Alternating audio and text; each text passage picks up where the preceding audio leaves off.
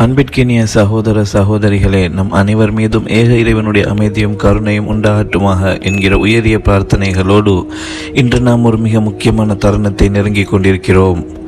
பாலஸ்தீனம் மீதான இஸ்ரேலிய ஆக்கிரமிப்பு இராணுவத்துடைய 2 ஆண்டு கால கொடூர போர் இப்போது ஒரு யுத்த நிறுத்தமாக மாற்றப்பட்டுள்ளது. ஆனால் முழுமையான சமாதானம் இன்னும் வரவில்லை. இன்றோடு 204வது நாளை நாம் கடந்து கொண்டிருக்கிறோம். இந்த 204 நாட்களும் ஒவ்வொரு நாளும் எத்தனையோ கண்ணீர், எத்தனையோ நெருப்பு, எத்தனையோ கேள்விகள். மத்திய கிழக்கில் குறிப்பாக அமெரிக்க இஸ்ரேலிய ஆக்கிரமிப்பு இராணுவங்களால் முன்னெடுக்கப்பட்ட ஈரானுக்கு எதிரான யுத்தம் தற்போது ஒரு யுத்த நிறுத்த நிலையில் இருக்கிறது. ஆனால் இந்த யுத்த நிறுத்தம் நிரந்தரமாக மாறுமா இல்லையா, அடுத்தது என்ன? இதை பற்றிய பதட்டமான செய்திகள் தான் இன்றைய நாளிலும் நமக்கு கிடைத்திருக்கின்றன. குறிப்பாக இன்றைக்கு வெளியாக இருக்கக்கூடிய ஒரு மிக முக்கியமான செய்தி என்னவென்றால், அமெரிக்க அதிபர் டொனால்ட் ட்ரம்ப் தன்னுடைய ஆதரவாளர்களுக்கு மத்தியில் உரையாற்றியிருக்கிறார். அந்த உரையில் தங்களுடைய கப்பல் படையின் நடவடிக்கைகள் மத்திய கிழக்கில் எப்படி இருக்கின்றன என்று அவர் விளக்கியிருக்கிறார். ஏற்கனவே ஈரானின் போர்சஸும் ஈரானின் அரசும் நீங்கள் கடற்கொள்ளையர்களை போன்று செயல்படுகிறீர்கள் என்று தொடர்ந்து அமெரிக்கா மீது குற்றச்சாட்டுகளை வலியுறுத்தி வந்த நிலையில்தான் இன்றைக்கு அமெரிக்க அதிபர் டொனால்ட் ட்ரம்பே என்ன சொல்கிறார் என்று பாருங்க. எங்களுடைய இராணுவம் ஒரு கடற்கொள்ளையர்களை போன்று செயல்பட்டு வருகிறது. கப்பல்களில் ஏறுகிறோம், கப்பல்களை கைப்பற்றுகிறோம், கப்பல்களுக்குள் இருக்கும் பொருட்களும் எண்ணெய் வளமும் எங்களுக்கு கிடைக்கிறது. எனவே அது எங்களுக்கு லாபகரமானதாக அமைகிறது. நண்பர்களே, இவர் ஒரு அமெரிக்க அதிபரை போல் பேசவில்லை, இவர் கடற்கொள்ளையர்களின் தலைவனை போல் பேசியிருக்கிறார். இந்த காட்சிகள் இன்றைக்கு வெளியாக இருக்கின்றன. சர்வதேச ஊடகங்களில் இவர் ஒரு கேலி பொருளாக மாறிக்கொண்டிருக்கிறார். அந்த அளவுக்கு இந்த கருத்துக்கள் அதிர்ச்சியை ஏற்படுத்தி இருக்கின்றன. ஏனென்றால் கடற்கொள்ளையர்கள் தான் எண்ணெயை திருடுவார்கள், கடற்கொள்ளையர்கள் தான் கப்பல்களில் கைப்பற்றுவார்கள், அதைத்தான் நாங்களும் செய்கிறோம் என்று வெளிப்படையாகவே ஒரு அமெரிக்க அதிபர் பேசுவது இதுவரை சரித்திரத்தில் நடந்ததில்லை. இன்றைக்கு ஈரானின் இராணுவ தலைமையகம் ஒரு முக்கியமான அறிவித்தலை விடுத்திருக்கிறது. எந்த நேரத்திலும் அமெரிக்க இஸ்ரேலிய தாக்குதல்கள் மீண்டும் ஆரம்பிக்கப்படலாம். எந்த நேரத்திலும் ஈரான் மீதான யுத்தத்தை இரு நாடுகளும் தொடங்கலாம். இதுதான் அவர்களது எச்சரிக்கையின் மிக முக்கியமான சாராம்சம். காரணம் என்ன? ஏனென்றால் அமெரிக்க இஸ்ரேலிய ஆக்கிரமிப்பு இராணுவங்களுடைய தாக்குதல்களால் ஈரானை மண்டியிட வைக்க முடியவில்லை. ஈரான் மீதான யுத்தத்தில் அவர்களால் எந்த இலக்கையும் அடைய முடியாமல் போய்விட்டது. ஈரானின் செறிவூட்டப்பட்ட யுரேனியத்தை கைப்பற்ற போகிறோம் என்றார்கள், முடியவில்லை. டெல்டா போர்சஸ் இறக்கப் போகிறோம் என்றார்கள், முடியவில்லை. ஈரானின் ஆன்மீக தலைவர் அயத்துல்லா அலி காமேனி அவர்களை கொன்றுவிட்டோம் என்று சொன்னார்கள். ஆனால் அதற்கு பகரமாக முஜ்தபா அலி காமேனி தற்போது நியமிக்கப்பட்டு விட்டார். ஈரானில் யாரெல்லாம் கொல்லப்பட்டார்களோ அவர்களுக்கு பகரமானவர்கள் நியமிக்கப்பட்டு விட்டார்கள். ஆட்சியை கவிழ்க்க முடியவில்லை. ஈரானின் ஆட்சி தக்க வைக்கப்பட்டு விட்டது. ஈரானின் IRGC இஸ்லாமிக் ரெவல்யூஷனரி கார்ட்ஸ் கோப் தொடர்ந்து அமெரிக்காவுக்கு எதிரான சண்டைகளில் மும்முரமாக நின்று வருகிறது. எல்லாவற்றையும் மீறி ஹோர்முஸ் ஜலசந்தியை மூடியிருக்கிறது ஈரான். இந்த மூடலை கூட மிக கவனமாக சரியாக வழிநடத்தி வருகிறது ஈரான். இதனால் தான் மத்திய கிழக்கு நாடுகளுக்கு பிசினஸ் செய்ய முடியவில்லை. வெளிநாடுகள் எதுவும் மத்திய கிழக்கில் இருந்து பெட்ரோலியத்தை இறக்குமதி செய்ய முடியாத திண்டாட்டத்தில் இருக்கின்றன. ஹோர்முஸ் திறக்கப்பட வேண்டும் என்றால் பேச்சுவார்த்தைகள் வெற்றிகரமாக அமைய வேண்டும். அந்த பேச்சுவார்த்தைகளுக்கான புதிய முன்மொழிவை ஈரான் கொடுத்திருந்தது. ஆனால் அமெரிக்க அதிபர் டொனால்ட் ட்ரம்ப் அதை மறுத்துவிட்டார். நாங்கள் ஏற்றுக்கொள்ள முடியாது என்று சொல்லிவிட்டார். ஏன்? அந்த முன்மொழிவில் எதிர்வரும் அந்த நாட்கள் பேச்சுவார்த்தையில் நாங்கள் தயாராக இருக்கிறோம். ஹோர்முஸ் திறப்பது பற்றியெல்லாம் பேசலாம், ஆனால் எங்களுடைய ஏவுகணை பலத்தை பற்றியோ அணு ஆயுத பலத்தை பற்றியோ தற்போதைக்கு பேச்சுவார்த்தை வேண்டாம். நீண்ட காலத்துக்கு பிறகு பேசிக்கொள்ளலாம். இந்த நிபந்தனைகள் தான் அமெரிக்க அதிபர் அதை ஏற்க மறுத்துவிட்டார். இதனால் ஈரானுக்கும் அமெரிக்கா இஸ்ரேலிய ஆக்கிரமிப்பு இராணுவங்களுக்கும் இடையில் மீண்டும் ஒரு பெரும் போர் வெடிப்பதற்கான சாத்தியங்கள் இன்றைக்கு பேசப்படுகின்றன. ஏனென்றால் ஈரான் விட்டு கொடுக்க மாட்டேன் என்கிறது, அமெரிக்காவும் விட்டு கொடுக்க மாட்டேன் என்கிறது. 2 தரப்புமே ஒரே பிடியாக நிற்கின்றன. ஈரானுக்கு விட்டு கொடுக்க வேண்டிய அவசியமே இல்லை. ஏனென்றால் தாக்குதல் நடத்தியது அமெரிக்காவும் இஸ்ரேலும் தான். ஆனால் அமெரிக்காவும் விட்டு கொடுப்பதற்கு தயாராக இல்லை. ஈரான் கூறுகிறது, எங்களுடைய இறையாண்மையை நாங்கள் பாதுகாத்துக் கொள்வோம், எங்களால் சண்டையிட முடியும். டொனால்ட் ட்ரம்பின் ஐடியா என்னவாக இருந்தது? நீங்கள் ஹோர்முஸை மூடியிருக்கிறீர்கள், நாங்களும் மாறி ஹோர்முஸை மூடுவோம். நாங்கள் மூடிய பிறகு உங்களுக்கு பொருட்கள் எப்படி வரும் என்று பார்ப்போம். ஈரான் தாக்கு பிடிக்காது, பொருட்கள் தேவைப்படும். அதனால் திரும்ப அவர்கள் தலை வணங்கி கொண்டு வருவார்கள். இந்த நம்பிக்கையெல்லாம் தவிடுபடியாக்கப்பட்டு விட்டது. ஈரான் மாசியவில்லை. ஏனென்றால் தங்களுடைய நிலப்பரப்பு வழியாக வேண்டிய பொருட்கள் எல்லா நாடுகளிலிருந்தும் எடுக்க முடியும் என்கிறது ஈரான். அது எங்கள் பிரச்சினை அல்ல, உங்கள் பிரச்சினையை நீங்கள் பார்த்து கொள்ளுங்கள் என்று சொல்லிவிட்டது. எந்த பேச்சுவார்த்தைக்கும் இணங்க முடியாது என்ற நிலையில் தான் இப்போது நடைமுறையில் இருக்கிறது.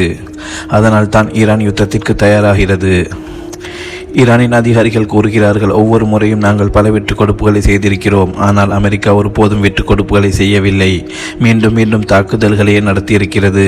மேலும் அவர்கள் சொல்கிறார்கள், அமெரிக்கா முன்வைக்கும் கோரிக்கைகள் பேச்சுவார்த்தைக்கான கோரிக்கைகளே அல்ல. ஏனென்றால் பேச்சுவார்த்தை என்றால் நெகிழ்வுத்தன்மை இருக்க வேண்டும். நீங்கள் வைப்பதை நாங்கள் ஏற்றுக்கொள்வதும் நாங்கள் சொல்வதை நீங்கள் ஏற்றுக்கொள்வதுமாக இருக்க வேண்டும். ஆனால் இங்கே இரண்டுமே இல்லை. அமெரிக்கர்கள் ஈரான் சரணடைய வேண்டும் என்று எதிர்பார்க்கிறார்கள். ஈரானோ நாங்கள் ஒருபோதும் சரணடைவது பற்றி சிந்திக்கவே இல்லை, அது சாத்தியமற்ற கோரிக்கை என்கிறது. உங்களால் யுத்தம் செய்து ஈரானை தோற்கடிக்க முடியவில்லை, அதனால் நீங்களே வந்து நாங்கள் தோற்றோம் என்று சொல்லிக் கொள்ளுங்கள். இதுதான் அவர்களின் உண்மையான முகம். ஆனால் அதற்கு ஈரான் இணங்கவில்லை. இதனால் தான் ஈரானின் அனைத்து படைப்பிரிவுகளுக்கும் மீண்டும் தயார் நிலையில் வைக்கப்பட்டிருக்கின்றன. இன்றைக்கு ஈரான் இன்னும் ஒரு புதிய விதிமுறை ஹோர்முஸ் ஜலசந்திக்கு விதித்திருக்கிறது.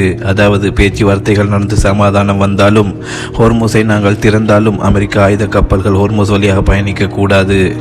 உங்களுடைய தேவையான இறக்குமதி செய்து கொள்ளுங்கள், ஆனால் அமெரிக்க இராணுவ தளங்களுக்கு தேவையான ஆயுதங்களை கடல் வழியாக ஹோர்முஸ் வழியாக கொண்டு செல்லக்கூடாது.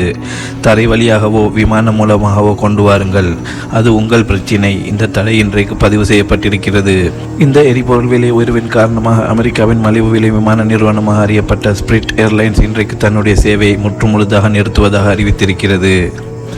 34 ஆண்டுகளாக அமெரிக்காவில் செயல்பட்டு வந்த மக்கள் அதிகம் பயன்படுத்தும் மலிவான விமான நிறுவனம் இது. ஈரான் அமெரிக்கா இஸ்ரேல் யுத்தத்தின் காரணமாக பெட்ரோல் விலை உயர்வு, அதனால் ஏற்பட்ட பாதிப்பு 2 முறை திவாலாக விண்ணப்பித்திருக்கிறார்கள். அரசாங்கமாவது பணம் தந்து எங்களை காப்பாற்றுங்கள் என்று கெஞ்சியிருக்கிறார்கள். ஆனால் அமெரிக்க அரசாங்கம் எந்த பதிலையும் தரவில்லை. இப்போது சுமார் 17,000 பேரின் தொழில் வாய்ப்புகள் முற்றிலுமாக நாசமாக இருக்கின்றன. பாருங்கள், அமெரிக்க அதிபர் டொனால்ட் ட்ரம்ப் செய்வதும் செய்வதும் இவ்வளவு பெரிய இழப்பை உருவாக்கி இருக்கிறார். ஏற்கனவே இந்தியாவின் பல விமான நிறுவனங்கள் சிக்கலில் இருக்கின்றன. இப்போது அமெரிக்காவின் விமான நிறுவனமே இந்த நிலைக்கு வந்துவிட்டது. இதற்கெல்லாம் ஒரே வழி ஈரானை அவன் பாட்டில் விடுவதுதான். இன்றைக்கு ஏமனின் கடற்பகுதியில் ஒரு கப்பல் தாக்குதலுக்கு உள்ளாகி இருக்கிறது, கடத்தப்பட்டிருக்கிறது. இந்த செய்தியை பிரித்தானியாவின் கடல் பாதுகாப்பு சேவை மையம் அறிவித்திருந்தது. சற்று நேரத்திற்கு முன்பு வெளியான தகவல்களின்படி ஆயுதமேந்திய நபர்கள் எண்ணெய் கப்பலை கைப்பற்றியிருப்பதாக ஏமனின் கடலோர காவல் படை அறிக்கை வெளியிட்டிருக்கிறது. கவனத்தில் கொள்ளுங்கள், இந்த கடலோர காவல் படை ஹூதிகளுக்கு சொந்தமானது கிடையாது. இது சவுதி ஆதரவு பெற்ற அரசாங்கத்துக்கு சொந்தமான கடலோர காவல் படை. அவர்களின் அறிவிப்பில் சொல்லப்பட்டிருப்பது, அடையாளம் தெரியாத ஆயுதமேந்திய நபர்கள் MT யுரேகா என்ற பாரிய எண்ணெய் டேங்கர் மீது ஏறி அந்த கப்பலை கடத்தி சென்றிருக்கிறார்கள். இந்த கப்பல் சோமாலிய கடற்பரப்புக்கு எடுத்து செல்லப்படுகிறது. நேற்றே நாம் சொல்லியிருந்தோம், சோமாலிய கடற்கொள்ளையர்கள் மீண்டும் களத்தில் இறங்கியிருக்கிறார்கள் இந்த வாரத்தில். மற்றும் இது 5வது பெரிய கப்பல் கடத்தல். ஈரான் கப்பல்களை கடத்தவில்லை, ஹூதிகள் கப்பல்களை கடத்தவில்லை. ஆனால் சோமாலியாவை சேர்ந்தவர்கள் இதை செய்து வருகிறார்கள். இது இனி அடுத்த தலையீட்டை யாரிடம் கொடுக்கப் போகிறது என்பதை தெளிவாக காட்டுகிறது. இன்றைக்கு வெளியான இன்னும் ஒரு முக்கிய செய்தி, இஸ்ரேலில் கிறிஸ்தவர்களுக்கு எதிரான தாக்குதல்கள் அதிகரித்து வருகின்றன. இஸ்ரேலிய ஆக்கிரமிப்பு இராணுவமும் அங்குள்ள ஜியோனிஸ்டுகளும் யூதர்களும் இஸ்லாமிய அப்பாவிகள் மீது தாக்குதல்களை நடத்துவது நமக்கு தெரியும். ஆனால் இப்போது கிறிஸ்துவ கன்னியாஸ்திரி ஒருவரை நேற்று கடுமையாக தாக்கி கீழே போட்டு மிதித்து கொடுமையான அவதிகளை கொடுத்திருக்கிறார்கள். இப்படியும் மனித மிருகங்கள் நடப்பார்களா என்று சொல்லும் அளவுக்கு அந்த சகோதரி அவதிப்படுகிறார். இந்த வீடியோக்கள் வெளியாகியிருந்த நிலையில் இன்றைக்கு பிரான்ஸ் கடுமையான கண்டனத்தை தெரிவித்திருக்கிறது. புனித பூமியிலேயே காலகாலமாக கிறிஸ்தவர்களுக்கு இப்படியான அழிவுகளை நீங்கள் செய்து வருகிறீர்கள், அதை நாங்கள் ஏற்றுக்கொள்ள மாட்டோம். இப்போதுதான் பிரான்சுக்கு கண் திறக்கிறது, இப்போதுதான் மற்ற நாடுகளுக்கு திறக்கிறது. ஏனென்றால் ஜியோனிஸ்டுகள் எப்படிப்பட்டவர்கள் என்பதை இனியாவது கிறிஸ்தவர்கள் புரிந்து கொள்வார்கள். உலகில் இருந்து பொதுமக்களை ஏற்கனவே புரிந்து கொண்டு விட்டார்கள். இந்த கிறிஸ்துவ ஆட்சியாளர்களுக்கு இப்போதுதான் புரிய ஆரம்பித்திருக்கிறது. ஏனென்றால் இப்போது அவர்கள் யார் என்பதை வெளிப்படையாக காட்டிக் கொண்டிருக்கிறார்கள். இதுதான் ஜியோனிஸ்டுகள், இதுதான் யூதர்கள். இந்த நிலையில் தான் இஸ்ரேலிய ஆக்கிரமிப்பு இராணுவம் லெபனானின் பல பகுதிகளில் தாக்குதல்களை நடத்தி கொண்டிருக்கிறது. அதே நேரம் இன்றைக்கு லெபனானில் உள்ள ஹிஸ்புல்லாக்கள் ஃபீதா என்ற பகுதியில் இஸ்ரேலிய ஆக்கிரமிப்பு இராணுவம் குழுமி இருந்த ஒரு வீட்டை நோக்கி தாக்குதல் நடத்தியிருக்கிறார்கள். ஆன் த ஸ்பாட் அந்த வீட்டுக்குள் இருந்த அத்தனை இஸ்ரேலிய வீரர்களும் கொல்லப்பட்டிருக்கிறார்கள். நேற்று நாம் சொன்னது போலவே ஹிஸ்புல்லாக்களின் புதிய வகை ட்ரோன் தாக்குதலை இஸ்ரேலால் கட்டுப்படுத்த முடியவில்லை. இஸ்ரேலிய தொலைக்காட்சிகளில் பல விற்பனர்களும் வந்து இஸ்ரேலின் தோல்வியை பற்றி பேசும் நிலை உருவாகி இருக்கிறது. அந்த அளவுக்கு ஹிஸ்புல்லாக்கள் இஸ்ரேல் மீது பதிலடி தாக்குதல்களை தொடர்ந்து நடத்தி வருகிறார்கள். இந்த சூழலில் தான் ஜெர்மனி உள்ளிட்ட ஐரோப்பியாவில் இருக்கும் அமெரிக்க படைகளை திருப்பியிருப்பதாக அமெரிக்க ஆக்கிரமிப்பு இராணுவம் இன்றைக்கு அறிவித்திருக்கிறது. நேற்றைய தினம் ஜெர்மனியில் இருந்து 5000 அமெரிக்க படையினர் நாங்கள் திருப்பியிருப்பதாக சொல்லியிருந்தார்கள். ஏனென்றால் ஈரானுக்கு எதிரான இந்த போரில் அமெரிக்காவுக்கு ஆதரவாக ஐரோப்பிய நாடுகள் வரவில்லை, நேட்டோ வரவில்லை, ஜெர்மனி வரவில்லை, பிரித்தானியா வரவில்லை, அமெரிக்கா எதிர்பார்த்த எந்த நாடும் வரவில்லை. இப்போது உங்கள் நாட்டில் இருக்கும் எங்கள் இராணுவத்தை நாங்கள் எடுத்துக்கொள்கிறோம் என்று ஜெர்மனிக்கு அழுத்தம் கொடுக்கிறார்கள். ஜெர்மனிக்கு புதிய ஆயுதங்களை தரமாட்டோம் என்கிறார்கள். பிரித்தானியாவுக்கு எதிராக பல நடவடிக்கைகள் எடுத்திருக்கிறார்கள். ஆனால் ஐரோப்பிய நாடுகள் தெளிவாக சொல்லிவிட்டன, ஹோர்முஸில் சண்டை போடுவதற்கு நாங்கள் வரமாட்டோம். ஏற்கனவே அடி வாங்கி கொண்டிருக்கிறோம். ஈரானுக்காக எக்ஸ்ட்ரா வந்து அடி வாங்க நாங்கள் விரும்பவில்லை. இதனால் தான் ஜெர்மனியிலிருந்து 5000 படையினரை திருப்பி எடுப்பதாக அமெரிக்கா அறிவித்திருக்கிறது. ஆனால் ஜெர்மனியின் அதிபர் மிக தெளிவாக என்ன அறிவித்திருக்கிறார்? ஜெர்மனி ஒரு சுயாதீன நாடு. நாங்கள் எங்கள் நட்புகளோடு பிரித்தானியா, பிரான்ஸ், போலாந்து, இத்தாலி உள்ளிட்ட நாடுகளோடு நெருக்கமாக செயல்படுவோம். நேட்டோவோடு இணைந்து செயல்படுவோம். தெளிவாகவே அவர் இதை அறிவித்திருக்கிறார். அமெரிக்காவின் டொனால்ட் ட்ரம்பின் பம்மாத்துகள் இனி எடுப்பட போவதில்லை.